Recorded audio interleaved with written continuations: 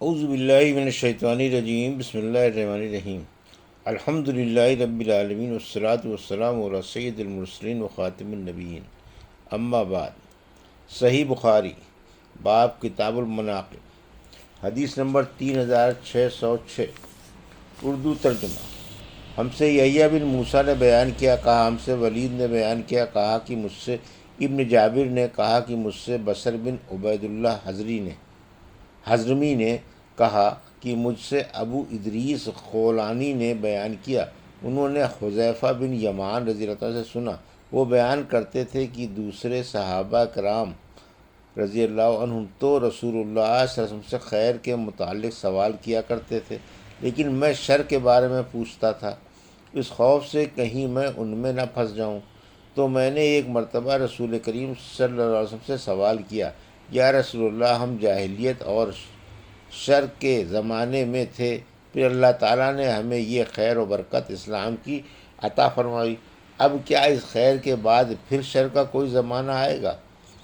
آن رسول اللہ صلی اللہ علیہ وسلم نے فرمایا کہ ہاں، میں نے سوال کیا، اور اس شر کے بعد پھر خیر کا کوئی زمانہ آئے گا؟ آپ نے فرمایا کہ ہاں، لیکن اس خیر پر کچھ دھواں ہوگا۔ میں نے عرض کیا، وہ دھواں کیا ہوگا؟ آپ نے جواب دیا کہ ایسے لوگ پیدا ہوں گے جو میری سنت اور طریقے کے علاوہ دوسرے طریقے اختیار کریں گے، ان میں کوئی بات اچھی ہوگی، کوئی بری۔ میں نے سوال کیا، کیا اس خیر کے بعد پھر شر کا کوئی زمانہ آئے گا؟ آن صلی اللہ علیہ وسلم نے فرمایا کہ ہاں، جہنم کے دروازوں کی طرف بلانے والے پیدا ہوں گے، جو ان کی بات قبول کرے گا اسے وہ جہنم میں جھونک دیں گے۔ میں نے عرض کیا، یا رسول اللہ، ان کے اوصاف بھی بیان فرما دیجیے۔ آن صلی اللہ علیہ وسلم نے فرمایا کہ وہ لوگ ہماری ہی قوم کے و مذہب کے ہوں گے، ہماری ہی زبان بولیں گے۔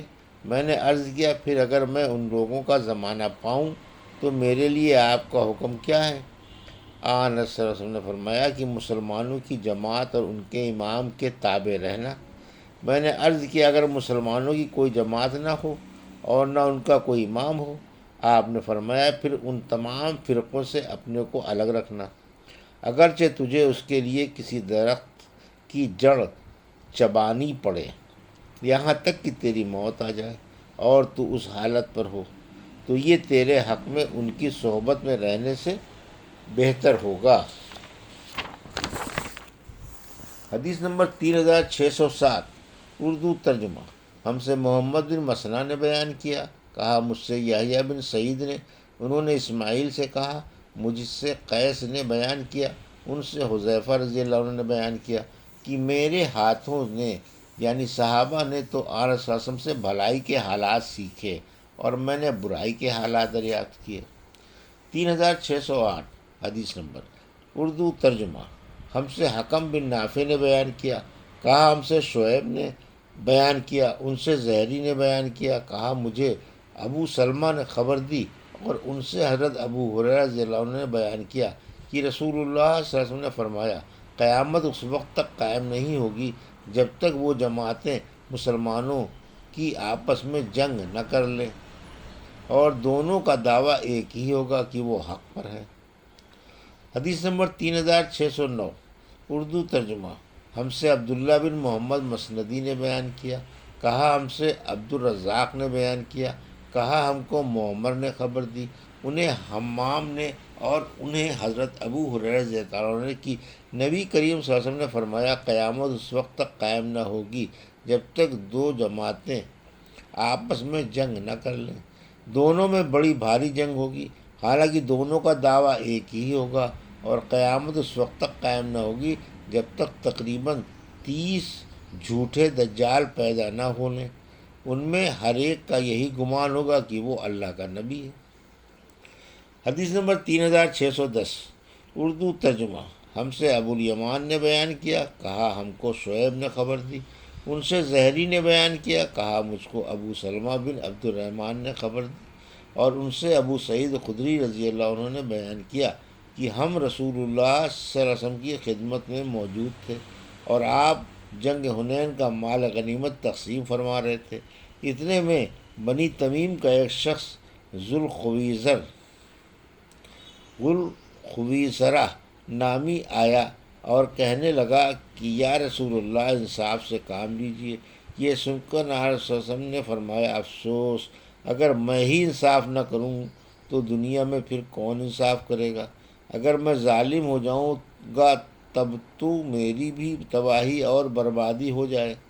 حضرت عمر رضی اللہ عنہ نے عرض کیا حضور اس کے بارے میں مجھے اجازت دیں، میں اس کی گردن مار دوں۔ آن صلی اللہ علیہ وسلم نے فرمایا اسے چھوڑ دو، اس کے کچھ لوگ پیدا ہوں گے کہ تم اپنی نماز کو ان کی نماز کے مقابلے میں بظاہر حقیر سمجھو گے، اور تم اپنے روزوں کو ان کے روزوں کے مقابل ناچیز سمجھو گے۔ وہ قرآن کی تلاوت کریں گے لیکن وہ ان کے حلق کے نیچے نہیں اترے گا۔ یہ لوگ دین سے اس طرح نکل جائیں گے جیسے زور دار تیر جانور سے پار ہو جاتا ہے۔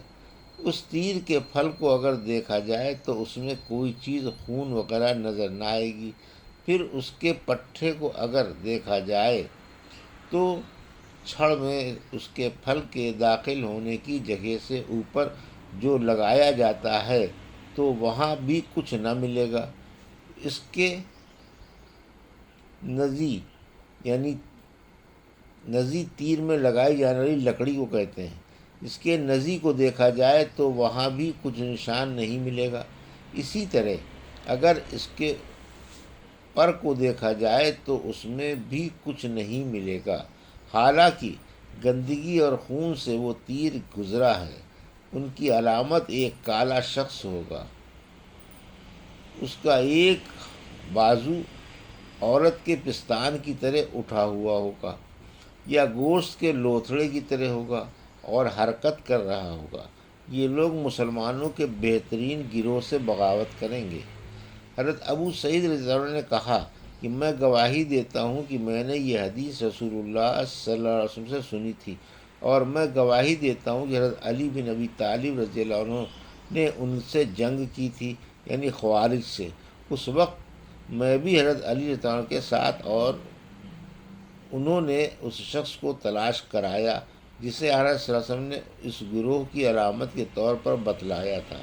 آخر وہ لایا گیا، میں نے اسے دیکھا تو اس کا پورا حلیہ بالکل حضرت صلی اللہ علیہ وسلم کے بیان کیے ہوئے اوصاف کے مطابق تھا۔ حدیث نمبر 3611 اردو ترجمہ۔ ہم سے محمد بن کثیر نے بیان کیا، کہا ہم کو سفیان نے خبر دی، انہیں اعمش نے، انہیں خشیمہ نے، ان سے سوید بن غفلہ نے بیان کیا کہ حضرت علی رضی اللہ عنہ نے کہا جب تم سے کوئی بات رسول اللہ صلی اللہ علیہ وسلم کے حوالے سے بیان کروں تو یہ سمجھو کہ میرے لیے آسمان سے گر جانا اس سے بہتر ہے کہ میں آن صلی اللہ علیہ وسلم پر کوئی جھوٹ باندھوں۔ البتہ جب میں اپنی طرف سے کوئی بات تم سے کہوں تو لڑائی تو تدبیر اور فریب ہی کا نام ہے، اس میں کوئی بات بنا کر کہوں تو ممکن ہے۔ دیکھو میں نے رسول اللہ صلی اللہ علیہ وسلم سے سنا، آپ فرما رہتے تھے کہ آخر زمانے میں کچھ لوگ ایسے پیدا ہوں گے جو چھوٹے چھوٹے دانتوں والے، کم عقل اور بیوقوف ہوں گے۔ باتیں وہ کہیں گے جو دنیا کی بہترین بات ہوگی، لیکن اسلام سے اس طرح صاف نکل چکے ہوں گے جیسے تیر جانور کے پار نکل جاتا ہے۔ ان کا ایمان ان کے حلق سے نیچے نہیں اترے گا۔ تم انہیں جہاں بھی پاؤ قتل کر دو، کیونکہ ان کے قتل سے قاتل کے لیے قیامت کے دن ثواب ملے گا۔ حدیث نمبر 3612 اردو ترجمہ۔ مجھ سے محمد بن مسنہ نے بیان کیا، کہا ہم سے یحییٰ بن سعید نے بیان کیا، ان سے اسماعیل نے، کہا ہم سے قیس نے بیان کیا، ان سے حضرت خباب بن ارت نے بیان کیا کہ ہم نے رسول اللہ صلی اللہ علیہ وسلم سے شکایت کی، آپ اس وقت اپنی ایک چادر پر ٹیکا دیے کعبے کے سائے میں بیٹھے ہوئے تھے۔ ہم نے آپ کی خدمت میں عرض کیا کہ آپ ہمارے لیے مدد کیوں نہیں طلب فرماتے، ہمارے لیے اللہ سے دعا کیوں نہیں مانگتے، ہم کافروں کی ایذا دہی سے تنگ آ چکے ہیں۔ آن رسول صلی اللہ علیہ وسلم نے فرمایا ایمان لانے کی سزا میں تم سے پہلی امتوں کے لوگوں کے لیے گڑھا کھودا جاتا اور انہیں اس میں ڈال دیا جاتا، پھر ان کے سر پر آرا رکھ کر ان کے 2 ٹکڑے کر دیے جاتے، پھر بھی وہ اپنے دین سے نہ پھرتے، لوہے کے کنگھے سے ان کے گوشت میں گھسا کر ان کی ہڈیوں اور پٹھوں پر پھیرے جاتے، پھر بھی وہ اپنا ایمان نہ چھوڑتے۔ اللہ کی قسم کہ یہ امر اسلام بھی کمال کو پہنچے گا، اور ایک زمانہ آئے گا کہ ایک سوار مقام صنعاء سے حضرموت تک سفر کرے گا، لیکن راستوں کے پرامن ہونے کی وجہ سے اسے اللہ کے سوا اور کسی کا ڈر نہیں ہوگا، یا پھر بھیڑیے کا خوف ہوگا کہ کہیں اس کی بکریوں کو نہ کھا جائے، لیکن تم لوگ جلدی کرتے ہو۔ یہ تھی صحیح بخاری باب کتاب المناقب کی حدیث نمبر 3606 سے 3612 کا اردو ترجمہ، جو ابھی آپ نے سماعت فرمایا۔ اللہ سے دعا ہے کہ اللہ میں ان حدیثوں کی صحیح سمجھ عطا فرما اور ان پر عمل کرنے کی توفیق عطا فرما، آمین یا رب العالمین۔